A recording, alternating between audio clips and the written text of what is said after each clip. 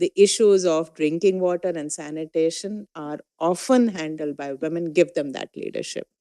So with that, I would again urge all of us, please understand yourself, first of all, the importance, then your teams on ground, and let us make sure that the money must be spent in a way which we can all, even after many years, be proud of. So we have agreed that the e-Gram Swaraj will be the mechanism, whether it is for tied or for untied. For untied, of course, it is, but even for tied grants, my department looks at the data that you are putting into the e-Gram Swaraj.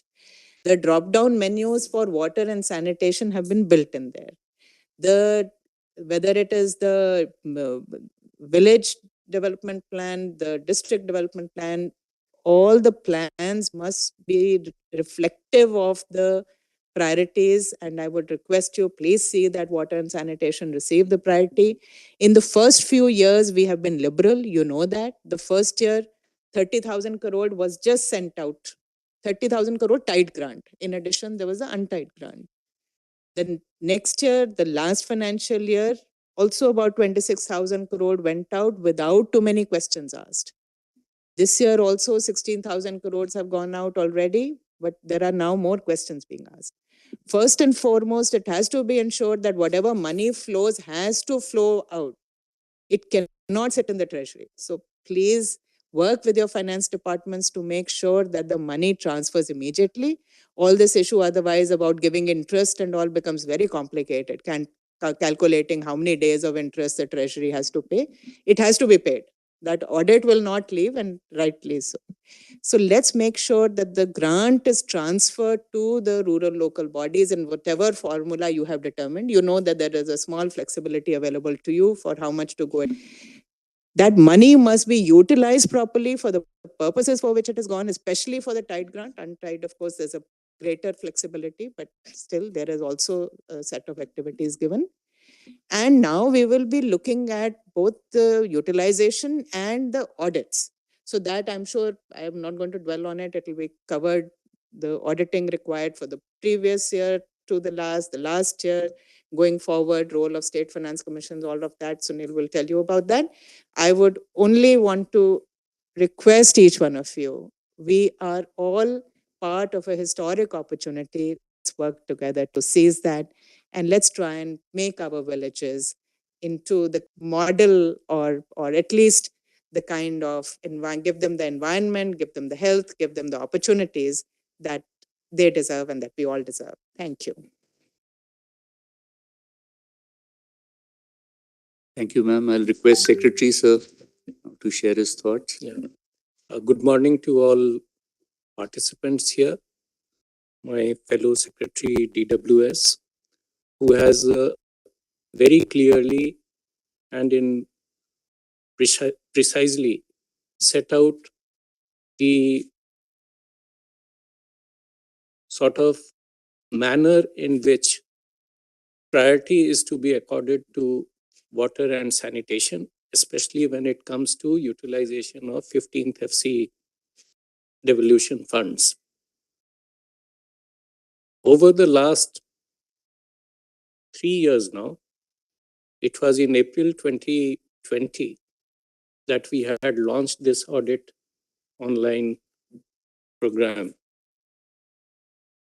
COVID, we were in the midst of national lockdown, but still we launched this. We undertook training of all your local fund auditors. And even in the first year, when we were doing audit for 2019-20, it was the last year of 14th FC. We were under no compulsion under FC, 15th FC recommendations that we have to do that. But we voluntarily a target that we'll do audit of about 1 lakh villages. We had said initially, we said 70,000, but when we Ministry of Finance, they said, no, you do for 1 lakh. And today I am happy to report that 1,20,000 villages, panchayats, gram panchayats, some district panchayats and block panchayats too in the first year, we have successfully completed. And there were some states They are present here. They have been sharing their sort of the way they went about it. Telangana, Andhra, these are were the pioneering states in this regard.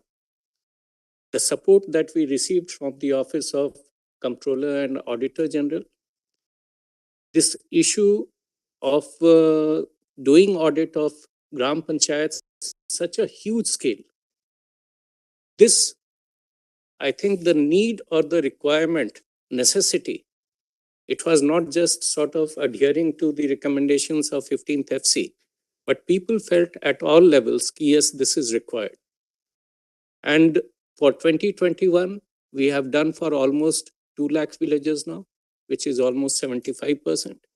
And for 21-22, for about 60,000 panchayats, the work is already completed. And again, voluntarily, we have said that for 21-22, we'll try and do 100%. And a lot of states, at least 9-10 states, have already completed 100% audit of their Gram Panchayats, which is a huge step forward.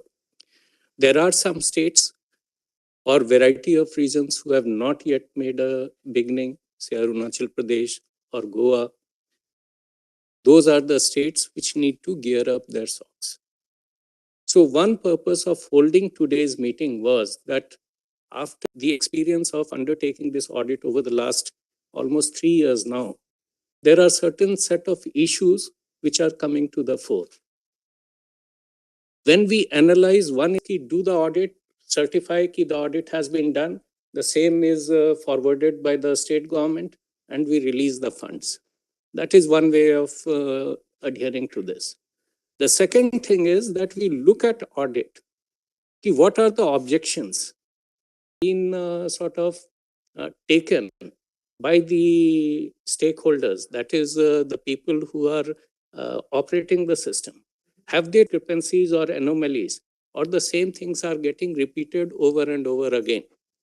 Because that we have to look at audit. It is a way of not only finding faults. Yes, if someone has defalcated, if someone has just siphoned off the money, they will be dealt with as per law. But if there are procedural deficiencies, if there are certain ways in which we can set those right, it is our duty to guide the local people at the local level to remove those deficiencies, those operational deficiencies. And at the end of the day, as Secretary DWS was mentioning, the services for which are to be provided.